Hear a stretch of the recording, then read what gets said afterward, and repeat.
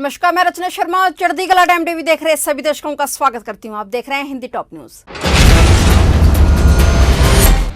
प्रधानमंत्री नरेंद्र मोदी ने आज रविवार को पैरालंपिक चैंपियन से मुलाकात की है। सुबह 11 बजे पीएम मोदी पैरालंपिक चैंपियन से मिलने पहुंचे और उनका हालचाल जाना।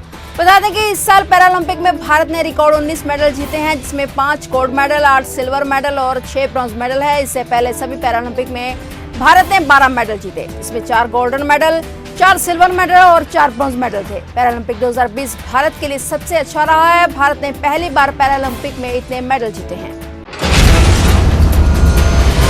लोक जनशक्ति पार्टी के संस्थापक और पूर्व केंद्रीय मंत्री रामविलास पासवान की आज पहली बरसी है। इस मौके पर पटना में उनके परिवार द्वारा एक श्रद्धांजलि सभा का आयोजन किया गया। इस आयोजन में देश के अलग अलग दलों के विभिन्न राजनेताओं को आमंत्रित किया गया। रामविलास पासवान के बेटे चिराग पासवान ने जिन लोगों को पहली बरसी में आने के लिए आमंत्रित किया था, उनमें पीएम नरेंद्र मोदी भी शामिल थे। हालांकि पीएम मोदी इस सभा में नहीं पहुंच पाए। उन्होंने पहली बरसी पर रामविलास पासवान को श्रद्धांजलि देते हुए काफी भावुक पत्र लिखा है। पीएम नरेंद्र मोदी की इस चिट्ठी पर चिराग पासवान ने ट्वीट किया है और साथ ही इस पत्र को लेकर वह काफी भावुक भी हो गए। उन्होंने पीएम की स्थिति को ट्वीट करते हुए लिखा है कि पिताजी की बरसी के दिन आदरणीय प्रधानमंत्री जी का संदेश प्राप्त हुआ है। चिराग ने इस चिट्ठी को अपने और अपने परिवार के लिए दुख की इस घड़ी में शक्ति प्रदान करने वाला बताया है।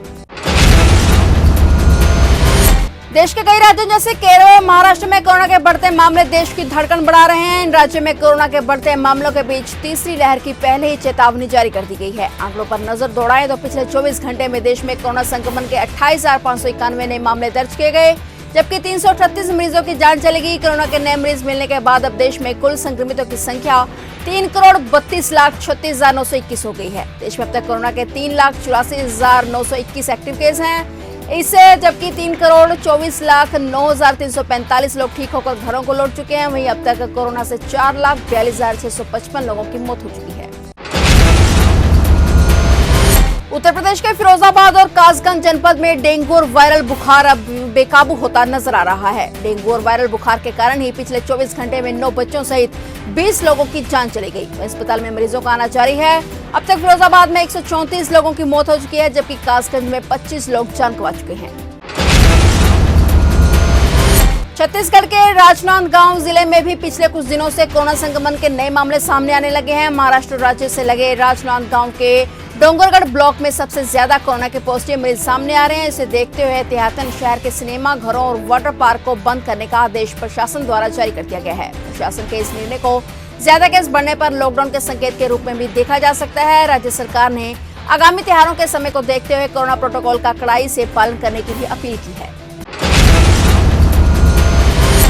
उत्तर प्रदेश के मुख्यमंत्री योगी आदित्यनाथ ने आज रविवार को संत कबीर नगर और कुशीनगर का दौरा किया। इस दौरान मुख्यमंत्री योगी आदित्यनाथ ने विभिन्न विकास परियोजनाओं का लोकार्पण व शिलान्यास किया। मुख्यमंत्री ने संत कबीर नगर में लगभग 245 करोड़ रुपए की लागत की 122 विकास परियोजनाओं का लोकार्पण व शिलान्यास किया और कुशीनगर में 120 करोड़ रुपए से अधिक लागत की 40 विकास परियोजनाओं का लोकार्पण और शिलान्यास किया। सीएम ने इन दोनों जिलों में जनप्रतिनिधियों से मुलाकात कर जनसभा को भी संबोधित किया।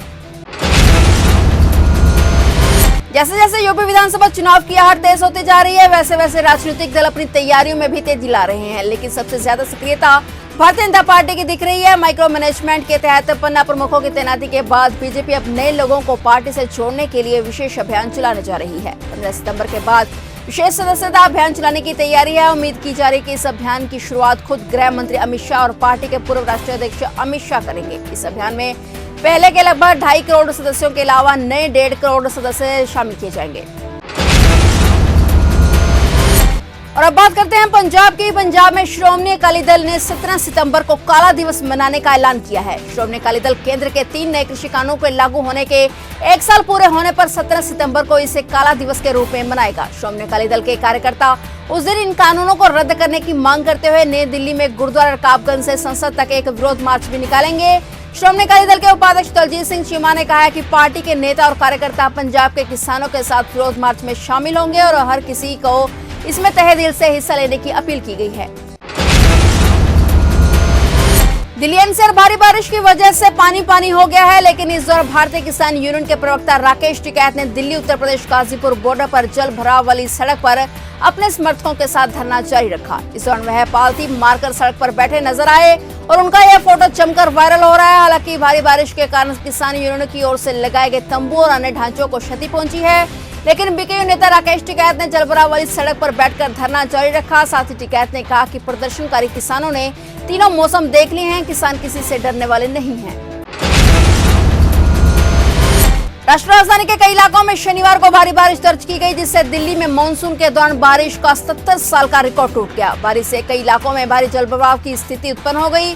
मौसम विज्ञान विभाग के अनुसार इस महीने दिल्ली में शनिवार शाम तक मानसून ने 383.4 मिमी बारिश दर्ज की है, जो कि सितंबर में 70 वर्षों में सबसे अधिक है। वहीं आईएमडी के अनुसार उन्होंने कहा है कि दिल्ली में इस साल 121 साल में सबसे ज्यादा 24 घंटे में बारिश हुई है। फिलहाल टॉप न्यूज में इतना ही। तब तक के लिए देखते रहिए चढ़ती कला टाइम टीवी और मुझे दीजिए इजाजत। धन्यवाद।